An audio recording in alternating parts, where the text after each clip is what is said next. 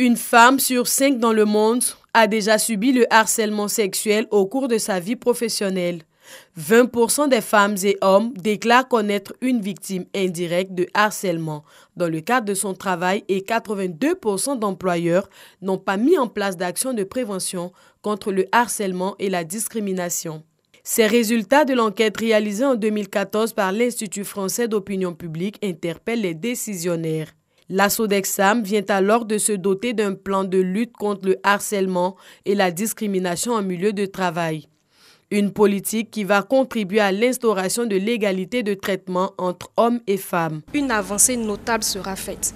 Beaucoup de femmes, d'hommes qui subissaient des discriminations, des harcèlements moraux ou sexuels oseront parler parce qu'ils savent qu'il y a en place une organisation pour les écouter, pour les aider et pour sanctionner les personnes qui sont coupables de ces abus.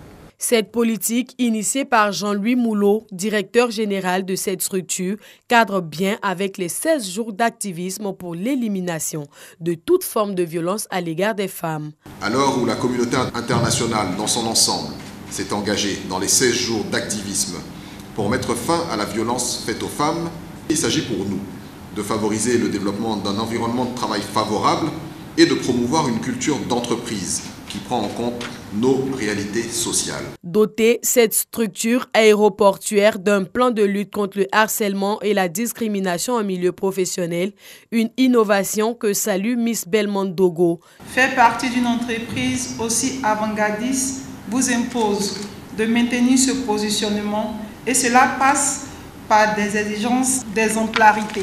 Vous devez donc vous approprier ce document, sensibiliser les uns à sa bonne compréhension, à son fonctionnement, afin d'éviter toute forme de suspicion et d'abus qui contribuerait à empoisonner l'environnement de travail. La mise en place de cette politique à la Sodexam va permettre de sanctionner les actes de harcèlement ou de discrimination. Les yeux rivés sur le petit écran, Ousmane et ses amis prennent du plaisir à regarder la télévision. Nous sommes à Djidjikro, dans la sous-préfecture de Grand Laou. Ce luxe, les populations de ce village ne pouvaient pas se le permettre il y a plusieurs années, faute